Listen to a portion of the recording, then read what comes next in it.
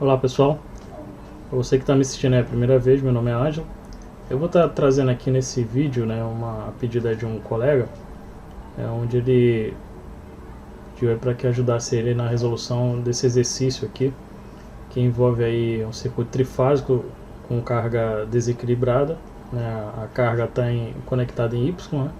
Em estrela. E o enunciado do problema diz o seguinte, né? Na figura abaixo, dois wattímetros são conectados à carga desequilibrada, fornecida por uma fonte equilibrada, né?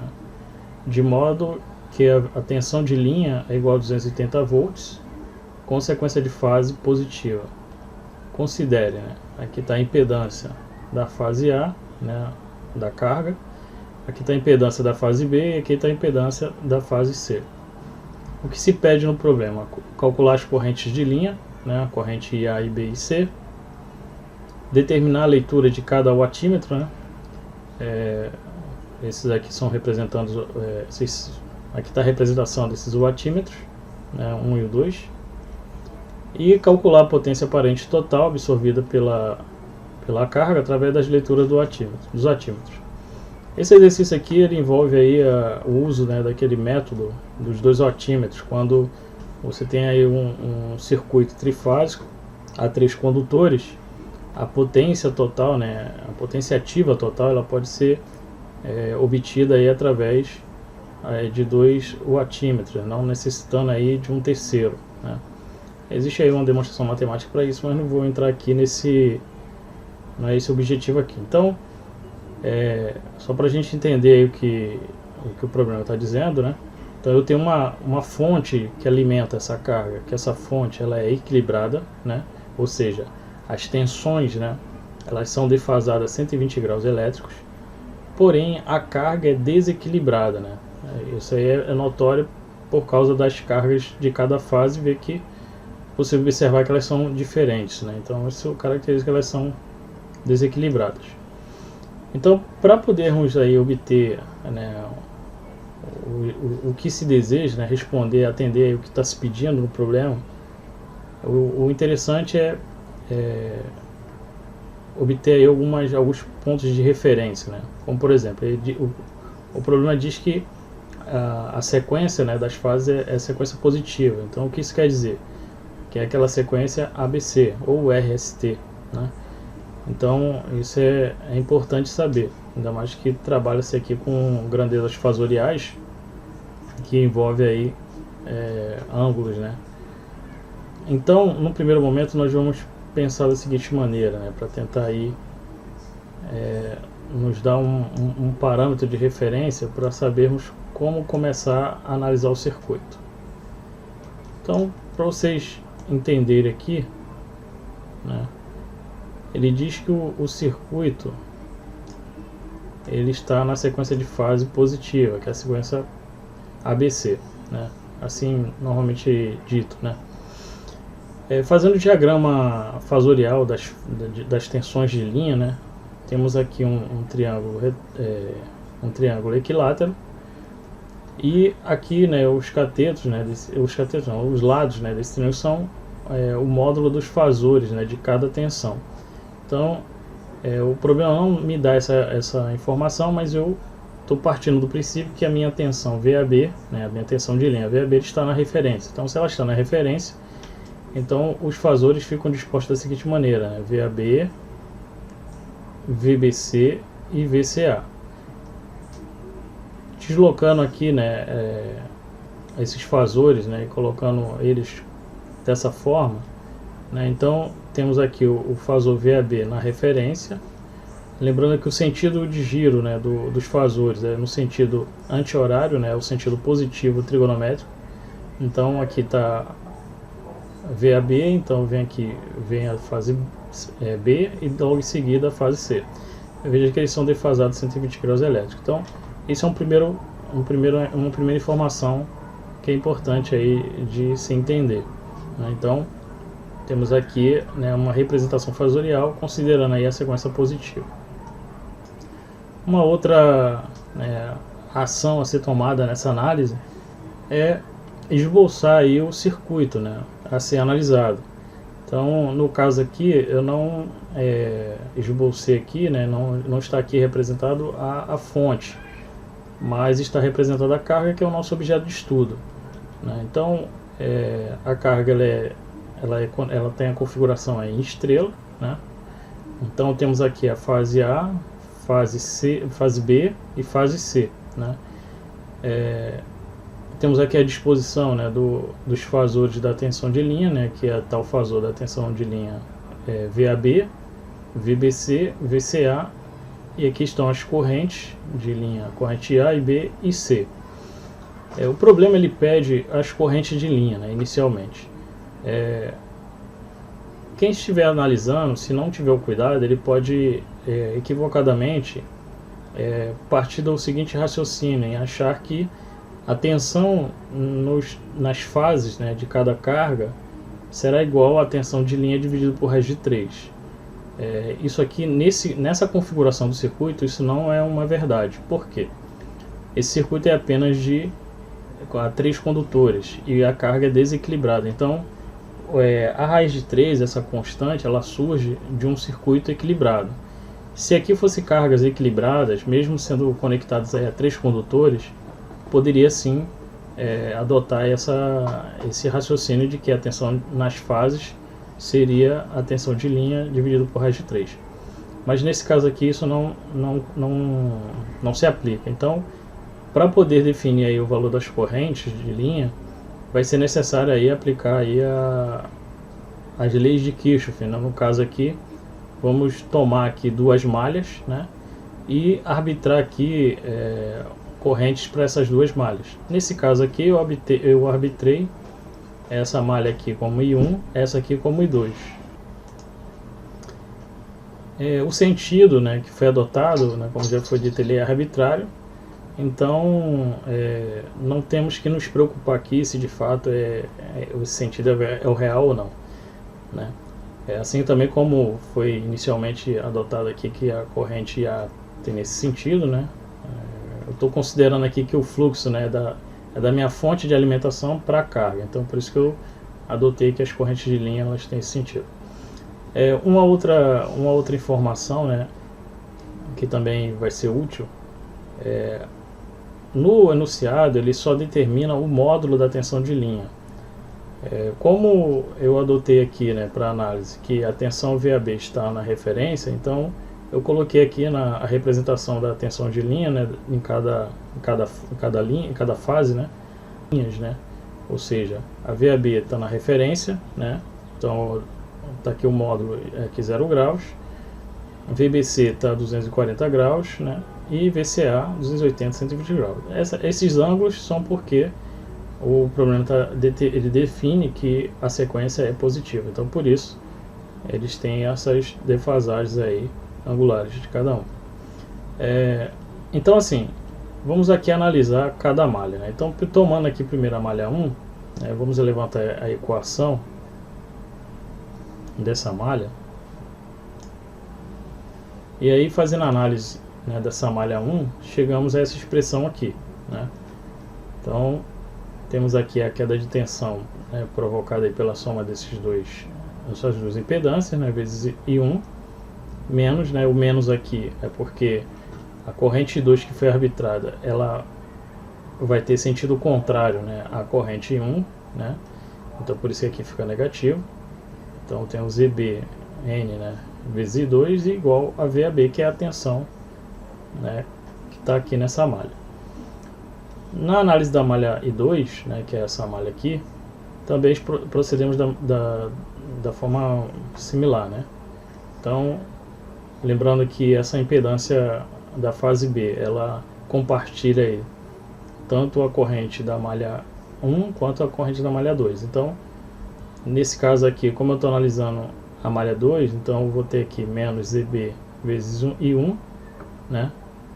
Porque I1 agora está contrário ao sentido de 2, mais ZBN mais ZCN vezes I2, que é a soma aqui, essas duas impedâncias, igual a VBC. Representando esses dois sistemas de equação, nós temos aqui agora, né, duas equações, né? Temos um sistema de equação, e ele pode ser representado aí na forma matricial. onde teremos aqui, né, os coeficientes das variáveis que desejamos encontrar, que é I1 e I2, né, temos as impedâncias. Então, essa primeira matriz aqui nós chamamos de matriz impedância. Temos aqui a matriz corrente e temos como resultado a matriz tensão. Então, temos uma matriz impedância vezes a matriz corrente, que nos dá uma matriz tensão.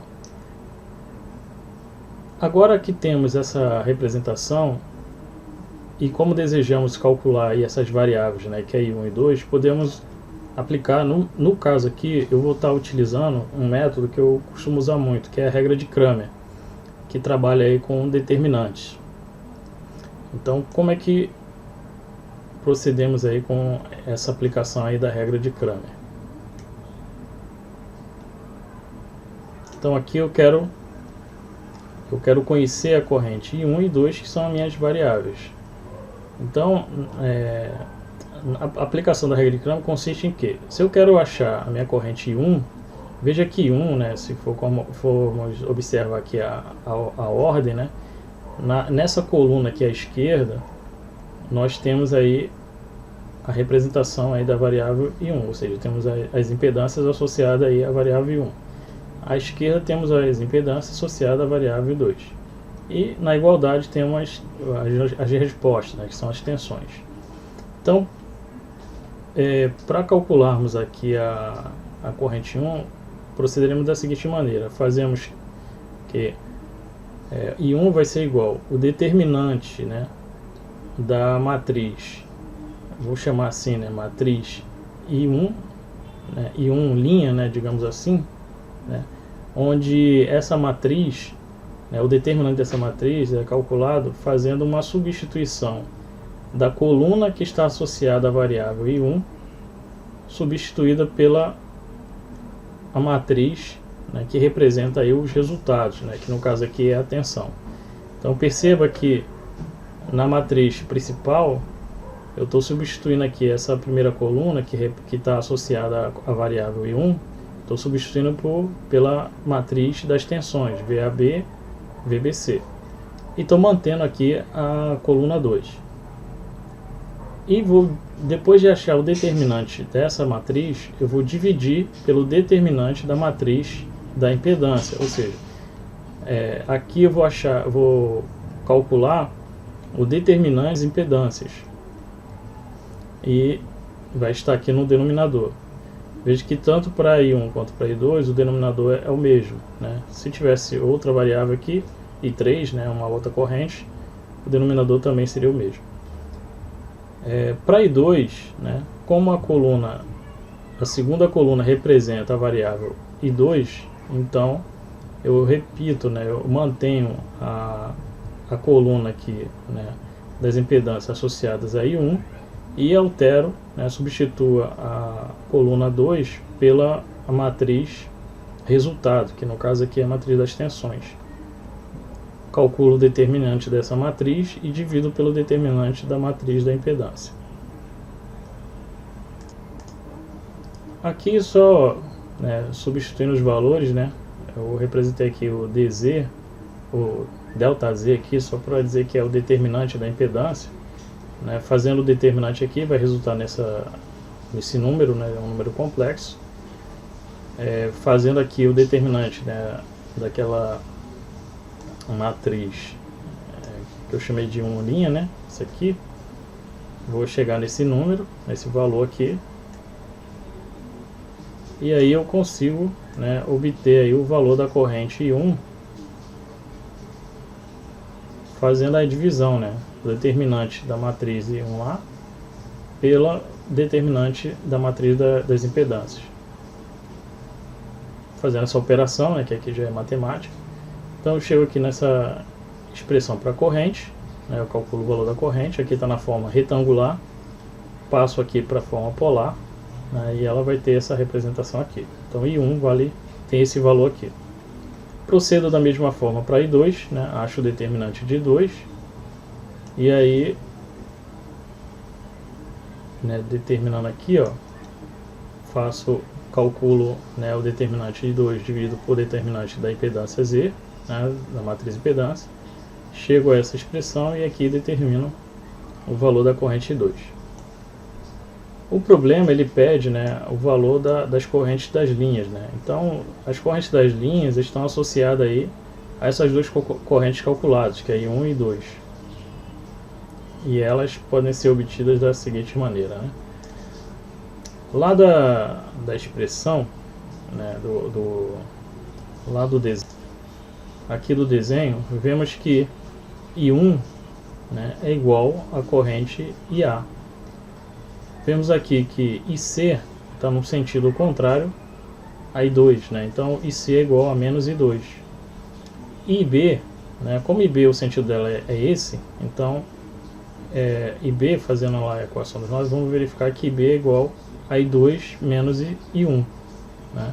Então as três correntes, né, de linha, elas estão associadas a essas duas correntes de malha. Então, né, como foi visto lá, então IA é igual a I1, né, então está representado aqui, né, não tem o que fazer, só igualar. IB é igual à diferença entre I2 e I1, né, então fazendo esse cálculo, temos aí essa expressão aqui, para esse valor para IB, e IC é igual a menos I2, né, que foi adotado o sentido contrário ao sentido de IC. Então chegamos aí a esses valores. Então, aqui nós respondemos aí o primeiro item, né, que é calcular as correntes de linha, né. Então tá aqui, ó, na forma polar e na forma retangular. O outro item é determinar os valores das potências, né, que estão sendo lidas pelo atímetro. Então a potência, né, no atímetro vai ser calculada como? Será a potência, vai ser a tensão de linha, né, VAB, vezes IA. Aqui eu estou tomando VAB, né, e multiplicando por IA, porque eu estou pegando lá aquela primeira malha, né?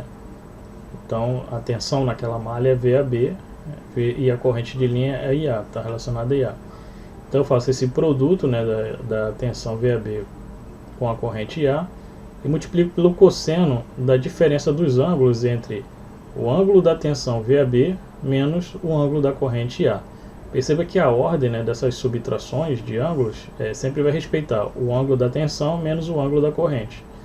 Então temos aqui o ângulo da tensão VAB menos o ângulo da corrente IA. E no caso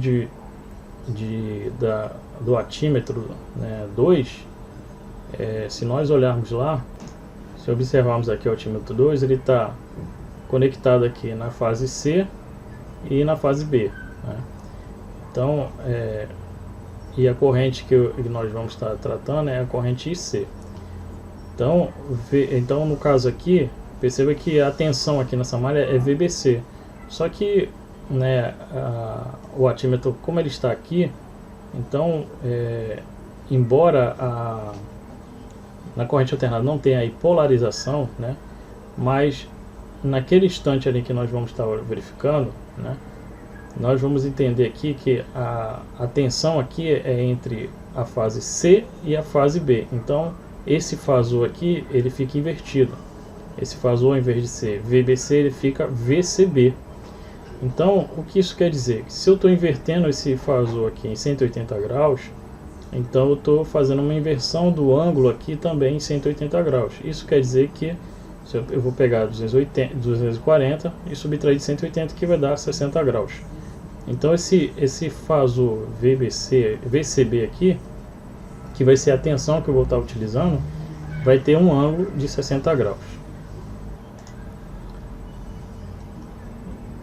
A leitura do atímetro 2, né, vai ser VCB, o módulo de VCB, vezes a corrente IC, vezes o cosseno entre os ângulos aí da tensão VCB e a corrente IC. Então, fazendo essas operações, chegamos aí à potência lida no atímetro 1, que é igual a 1282,6 watts, e no atímetro 2, 3.893,12 watts. Então, essas são as leituras aí de potência ativa nos wattímetros 1 e 2. E por fim, o problema lá, ele pede para calcular a potência aparente total usando aí os valores medidos, né, pelos wattímetros. Então, como é que procederemos nisso, né? Lembrando que a potência total aparente, ela é igual à soma fasorial, né, entre a potência ativa mais a potência reativa, né? Essa potência reativa pode ser indutiva ou capacitiva. E a unidade de medida é o VA, né? Vimos que para um circuito trifásico, né, a três condutores, a potência ativa total pode ser dada pela soma das leituras, né, dos wattímetros, né, dos dois altímetros, colocados em duas fases, né? Então a potência total vai ser igual à leitura do wattímetro 1 mais a leitura no wattímetro 2 que nós já calculamos.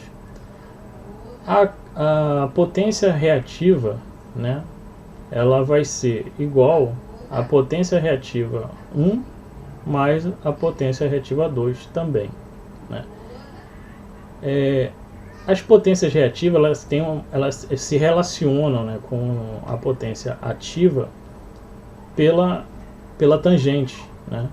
Então, se nós observarmos o triângulo retângulo, né, e as relações trigonométricas atribuídas ao triângulo retângulo, veremos que o cateto adjacente vezes a tangente do ângulo é igual ao cateto oposto àquele ângulo, né? Então, o nosso cateto oposto é representado aí, ele representa aí a nossa potência reativa, né, seja ela capacitiva ou indutiva.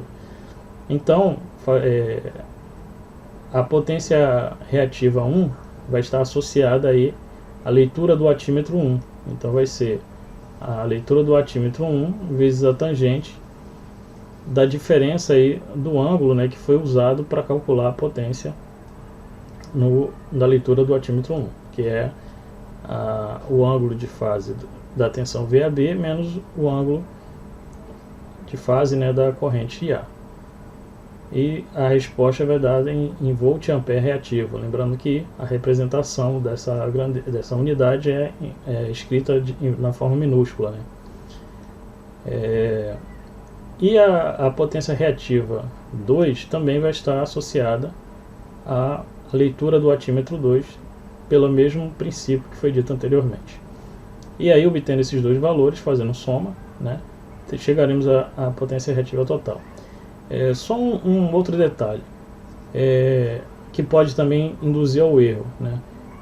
Com esse método do uso de dois wattímetros, quando a carga trifásica ela é equilibrada, isso permite, né, fazer um cálculo da potência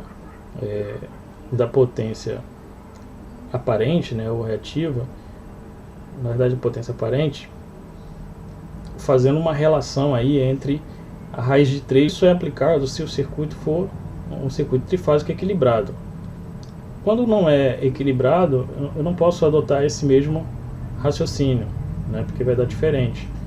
Então eu tenho que proceder aí dessa forma, relacionando, né, a leitura dos wattímetros dessa maneira aqui, envolvendo a tangente aí do ângulo, ok? Por fim aqui, né, determinando aqui a potência total, né, como já foi dito, né, é a soma lá dos wattímetros. A potência reativa total, né, definindo aí as leituras do wattímetro relacionando com a tangente, né. Chegamos aqui, né, somando a uma potência reativa total. Perceba que tem um sinal negativo aqui na potência reativa. Isso quer dizer que essa carga ela tem predominância capacitiva, né? Então por isso que tem aí o sinal negativo na potência reativa. E por fim, definimos aqui a potência aparente da seguinte maneira, né? A potência aparente, né, na forma retangular, ela vai ter a parte real que representa a potência ativa, mais aí a parte imaginária que representa aí a potência reativa, né? No caso aqui capacitiva, por isso sinal de menos. Então aqui ela está na forma retangular e aqui está na forma polar. Ok? Então espero ter ajudado vocês aí, né? Qualquer dúvida, né, a respeito aqui do que foi calculado, né, do que foi explicado, se ficou alguma dúvida, né, se ficou algo não muito claro, deixa aí nos comentários que eu vou poder estar respondendo a vocês. Mas se foi, né, se agregou, né, algum valor, né, a vocês aquilo que foi abordado aqui, né, então se sentir vontade, né, deixa aí nos comentários também e compartilha aí com os colegas, né, caso você não seja inscrito no canal, né, se inscreva no canal, né, isso vai nos ajudar aí a divulgar mais aí esses conteúdos, né, e continue acompanhando aí no nosso canal. Espero ter ajudado aí o colega também que teve essa dúvida aí nessa questão. E até uma próxima. E acompanhe aí os vídeos que tem no canal aí. Tem vídeos sobre outros temas também. Então, um forte abraço e até mais.